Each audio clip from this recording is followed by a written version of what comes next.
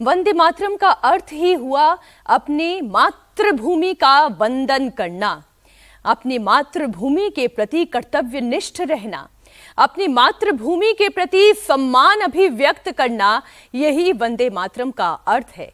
आज 150 वर्ष पूरे होने पर पूरे भारत में वंदे मातरम कार्यक्रम आयोजित किया जा रहा है और दिल्ली में स्मारक डाक टिकट और सिक्का भी जारी किया जा रहा है। जगह जगह वंदे मातरम के सामूहिक गान हो रहे हैं। देखिए, राष्ट्रगान की जब हम बात करते हैं उनकी अपनी एक महत्ता है और भूमिका है, लेकिन जब हम वंदे मातरम यानी राष्ट्रगीत की बात करते हैं तो साल 1950 में इसे राष्ट्रीय गीत का दर्जा दिया गया। 15 अगस्त के आसपास और वापस 7 नवंबर 1926 के आसपास 2026 के आसपास इस पे फिर वापस बचे हुए पूरे कार्यक्रम करते हुए पूरे साल की यात्रा संपन्न होगी। मेरी अपनी ओर से आज इस अवसर पर बैठे हुए सभी सज्जनों को, सभी बहनों को, पत्रकार साथियों को, आगंतुक अतिथियों को बधाई, बहुत बहुत धन्यवाद। तुम ही दुर्गा दश प्रहरण धारिणी, कमला कमल दल विहारिणी, वाणी विद्या दायिनी नमामि त्वाम। जब इन शब्दों का उच्चारण होता है तो वो केवल दुर्गा, सरस्वती माता का आप यूं कहें नमन नहीं है, बल्कि इन तमाम माओं को, इन देवियों को मातृभूमि के रूप में देखना। जब संकट की घड़ी हो तो दुर्गा बनकर दसों दिशाओं में शंख चक्र गदा के द्वारा असुरों का संहार करना, दुश्मनों का संहार करना, यह सिखाता है।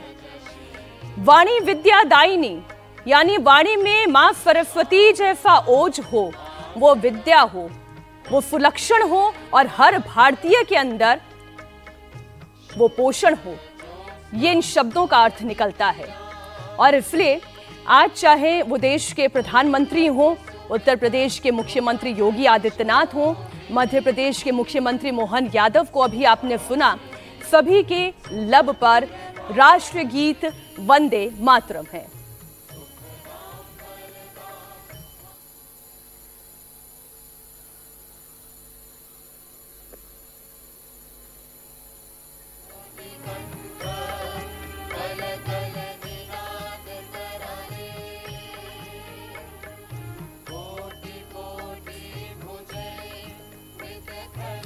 और इस वक्त जो तैयारी आप देख रहे हैं इन तस्वीरों में, भारतीय सेना की ओर से भी सामूहिक राष्ट्रीय गीत गायन का आप प्रदर्शन देखेंगे। 150 वर्ष पूरे होने पर कश्मीर से लेकर कन्याकुमारी तक महा उत्सव है।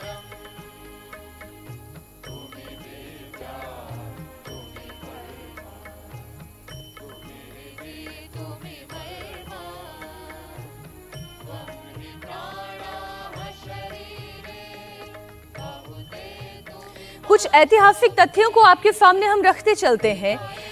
साल 1905 का वो वक्त जब कोलकाता में वंदे मातरम संप्रदाय तक की स्थापना की गई, जो मातृभूमि को पूजा के रूप में मानते थे। वो लोग जो इस संप्रदाय से जुड़े, वो हर रविवार को वंदे मातरम गाते हुए प्रभात फेरी निकालते थे। ये राष्ट्रीय चेतना का ही तो प्रतीक था। पूरे भारत को एक सूत्र में मातृभूमि के एक तिरंगे के नीचे लेकर आने का ही तो एक प्रतीक था। रविंद्रनाथ टैगोर खुद इसमें शामिल हुआ करते थे। वर्ष 1906 में बिपिन चंद्र पाल और अरविंदो के संपादन में वंदे मातरम अखबार शुरू किया गया, जिसने देश में आत्मनिर्भरता, एकता और स्वतंत्रता की भावना जगाई। और आज वही एकता और एक निष्ठता की भावना भारतीयों में जगे, यही हमारी कामना है। जयपुर में भव्य कार्यक्रम का आयोजन किया जा रहा है। मुख्यमंत्री भजन लाल शर्मा इसमें शामिल हैं। तस्वीरें आप देखें। मैं अनुरोध करूंगी अगली प्रस्तुति के लिए हमारे बीच तालियों की गूंज। भारत माता की, भारत माता की हुए ये गुब्बारे आसमान की बुलंदियों को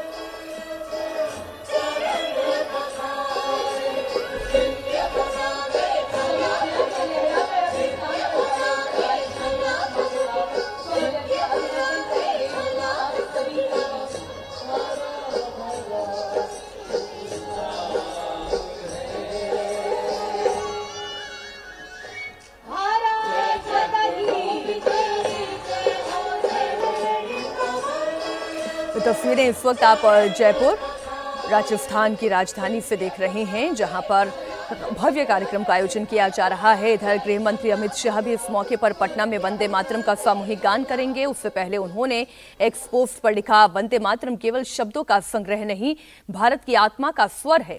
अंग्रेजी हुकूमत के विरुद्ध वंदे मातरम ने देश को संगठित करके आजादी की चेतना को बल दिया। साथ ही क्रांतिकारियों के मन में मातृभूमि के प्रति अटूट समर्पण, गर्व और बलिदान की भावना जगाई। वंदे मातरम देशवासियों के हृदय में राष्ट्रवाद की अलख प्रज्वलित कर आज भी युवाओं में एकता, राष्ट्रभक्ति और नव ऊर्जा का स्रोत बना हुआ है। आप देखिए, वंदे मातरम ये गीत कैसे अंग्रेजों को थर थर कांपने पर मजबूर कर देता था। ब्रिटिश हुकूमत ये समझ गई थी कि उनकी हुकूमत के खिलाफ ये भारतीय एकता की पहचान बन गया है, और इसलिए वो दौर भी भारत ने देखा जब ब्रिटिश हुकूमत ने इस गीत को भारत के स्कूलों में भी बैन कर दिया था।